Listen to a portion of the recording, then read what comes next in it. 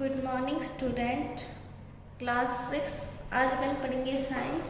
इसमें चैप्टर 4 आप लोग पढ़ चुके हैं, material of daily life clothes. आज अपन इसकी एक्सरसाइज के क्वेश्चंस करेंगे। तो इसका क्वेश्चन नंबर ए है MCQs multiple choice question.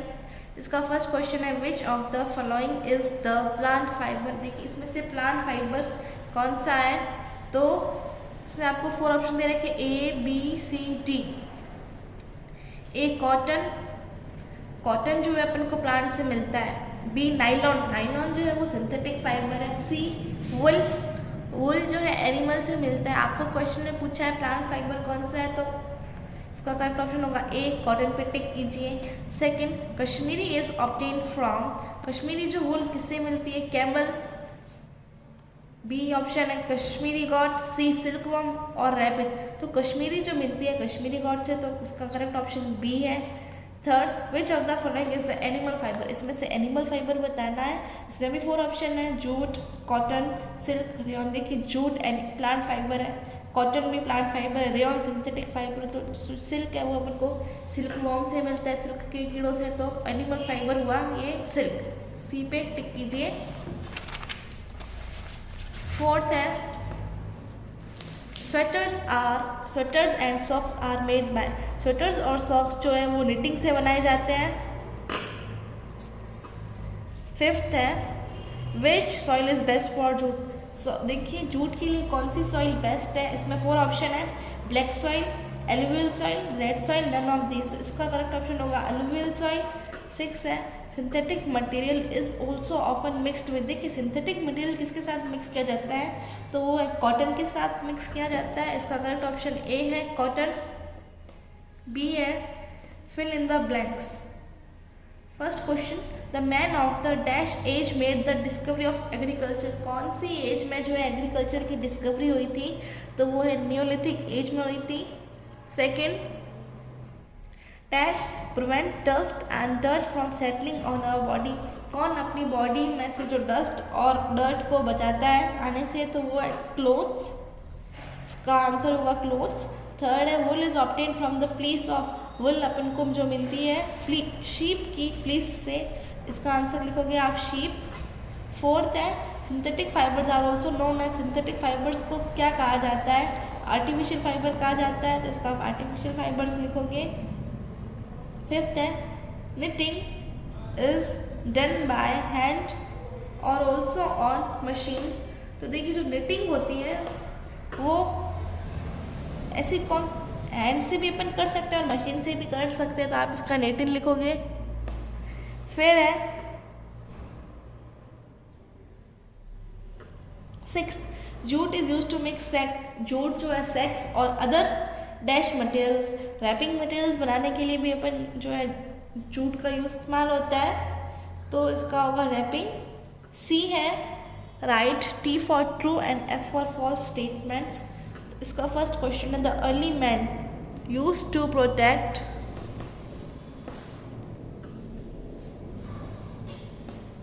There bodies by wearing animal skins. तो जो अर्ली मैन थे अपनी बॉडी को देखिए किसे प्रोटेक्ट करते थे, बाय वियरिंग एनिमल स्किन्स। क्या वो एनिमल स्किन्स पहनते थे, बिल्कुल पहनते थे, तो इसका होगा ट्रू। फिर है second, cotton is light and reasonably smooth. क्या कॉटन लाइट होती है और स्मूथ होती है, तो इसका भी होगा true.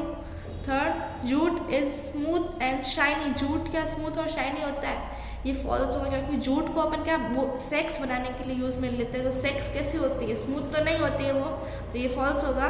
Fourth, fur is obtain from various animals such as rabbit, mink और वीवर। तो देखिए जो अपन को फर बनता है वो रैबिट, मिंक और वीवर से बनता है, तो ये ट्रू होगा। Fifth, synthetic fibres wrinkle easily. Synthetic fibres easily wrinkle नहीं होते हैं, यही सिंथेटिक फाइबर्स का जो है लिमिटेशन होती है, तो यहाँ पे फॉल्स होगा। सिक्स्थ है looms are either hand operated और पावर ऑपरेटेड। इसका भी ट्रू होगा। अब है D very short answer type questions. What are natural fibres तो आप लिखोगे नेचुरल फाइबर्स क्या होते हैं।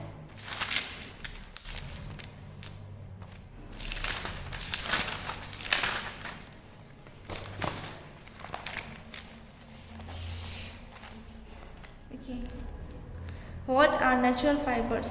Fibers which are collected from plants and animals are called natural fibers. वो fibers जो आपको plants और animals से मिलते हैं उन्हें natural fibers कहा जाता है। सेकेंड, सिंथेटिक फाइबर्स क्या होते हैं? Fibres manufactured in factories using chemicals are called synthetic fibres. Fibres जो कि फैक्ट्रीज में बनाए जाते हैं केमिकल को यूज़ करके उन्हें सिंथेटिक फाइबर्स कहा जाता है। थर्ड है, what are the uses of cotton. Cotton के क्या क्या यूजेस हैं? तो देखिए, सबसे पहला, cleaned and carded raw cotton is use for many purposes. जो क्लीन और कार्डेड रॉ कॉटन होती है उसको देखिए हॉस्पिटल में यूज़ किया जाता है। Since it is very light, cotton कैसे होती है? लाइट होती है और गुड एब्जॉर्बेंट होती है, तो इसीलिए इसको क्या है, अपन जो समर में क्लोथ्स पहनते हैं वो भी क्या है, अपन मोस्टली कॉटन के क्लोथ्स ही पहनना पसंद करते हैं गर्मियों में, क्योंकि काफ़ी लाइट होते हैं और गुड एब्जॉर्बेंट होते हैं। फोर्थ है, व्हाट इज़ लूम। लूम क्या होते हैं? तो देखिए, loom is a machine used for weaving cloth from the yarn. एक मशीन होती है जिससे क्या अपन क्लॉथ को बनाते हैं। अब मैं शॉर्ट आंसर टाइप क्वेश्चंस। इसका पहला क्वेश्चन है, व्हाट आर फाइबर्स। फाइबर्स क्या होते हैं? तो fibres are the thread like structures that are thin, long and flexible strands. तो फाइबर्स बिल्कुल पतले से थ्रेड होते हैं, थ्रेड जैसे ही होते हैं, फिर वो पतले बना के जो है फैब्रिक बनाते हैं। सेकंड है, व्हाट इज वीविंग। वीविंग क्या होती है? The process of making clothes from yarn is called weaving. तो देखिए, यार्न से जो क्लोथ बनाने के प्रोसेस को वीविंग कहा जाता है। थर्ड है, व्हाट इज निटिंग। निटिंग क्या होती है? The process of making a piece of fabric from a single yarn is called a knitting. वो प्रोसेस होता है जिससे कि क्या आप एक फैब्रिक बनाते हो, सिंगल यार्न से जो एक फैब्रिक बनता है उसे निटिंग कहा जाता है। फोर्थ है, write a short note on cotton. तो इसका आंसर होगा, the world's most important non food crop is cotton. It is a soft fiber that grows around the seeds of the cotton plant. Black soil, which has the ability to retain moisture, is best suited for cotton cultivation. तो देखिए, cotton जो क्या सबसे important है, non food crop है। ये कैसा होता है? सॉफ्ट फाइबर होता है, और इसको जो ग्रो करने के लिए कौन सी सॉइल होती है? ब्लैक सॉइल यूज में ली जाती है। फिफ्थ है, write a short note on jute. Jute is one of the cheapest natural fabrics which is obtained from the pachsan plant. It grows best in warm, humid climates where the annual rainfall is 150 centimeter or more. It grows best in the alluvial soil in the Ganga Brahmaputra delta.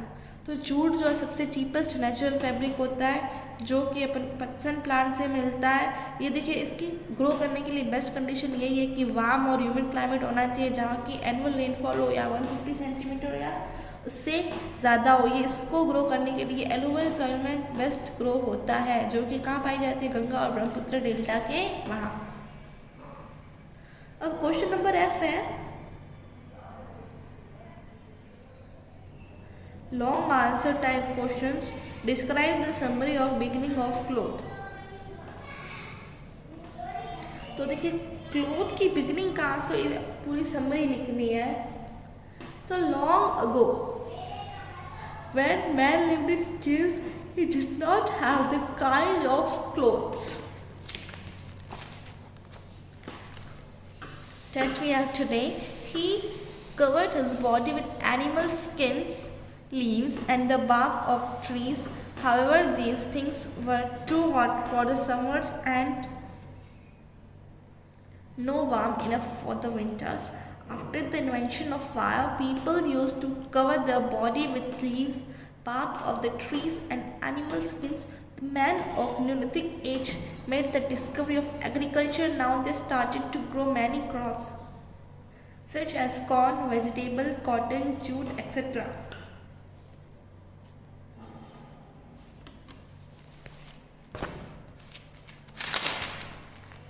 Slowly, over hundreds of years, man learned the art of weaving. Much later, he learned to stitch cloth, to make clothes, and he began to lead a settled village और community life के देखिए long ago, काफ़ी पहले की बात है, जब पहले क्या होता था, मैन केव्स में रहता था, उसके पास कुछ भी मतलब किसी भी टाइप का क्लोथ पहनने के लिए उसके पास नहीं था। जैसा आज अपन क्लोथ पहन रहे हैं वैसा उसके पास कुछ भी नहीं था पहनने के लिए। तो देखिए वो अपनी बॉडी किससे कवर करता था, वो अपनी जो बॉडी है एनिमल स्किन से कवर करता था, या फिर लीव्स है, या फिर जो ट्रीज़ की बार्क होती है उससे वो अपनी बॉडी कवर करता था। लेकिन वो इससे अपनी बॉडी कवर तो करता था, लेकिन देखिए गर्मियों के लिए ये चीज़ क्या हो जाती थी, ये कपड़े काफ़ी ज़्यादा गर्म हो जाते थे, और सर्दियों के लिए इतने काफ़ी भी नहीं होते थे कि वो उनकी जो ठंड से उनको बचा सके। फिर क्या हुआ, after the invention of fire, जैसे ही फायर का इन्वेंशन हुआ, लोग क्या करने लगे, use to cover their body with leaves, जो वो अपनी बॉडी को लीव्स से कवर करने लगे, या फिर ट्रीज़ की बार्क से, या फिर एनिमल स्किन से। फिर देखिए the man of the neolithic age, जो न्यूलिथिक एज थी उसमें क्या हो गया, एग्रीकल्चर की डिस्कवरी हुई। जब एग्रीकल्चर की डिस्कवरी हो तो जिससे उन्होंने क्रॉप्स ग्रो करना स्टार्ट कर दिया, जैसे कॉर्न, वेजिटेबल, कॉटन, जूट। देखिए अब उनके पास कॉटन और जूट आ गई है। फिर क्या हो गया, कुछ टेक्निक्स हुई,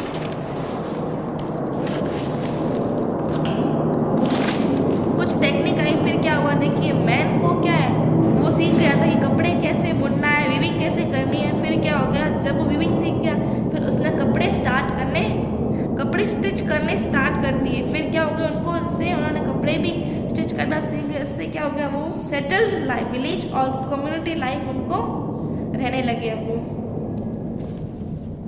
second, what are natural fabrics, also give examples. Natural fabrics क्या होते हैं, तो fabrics made of natural sources are called natural fabrics. They are divided into two categories, plant fabrics and animal fabrics. Natural fabrics वो होते हैं जो अपन को नेचर से मिलते हो।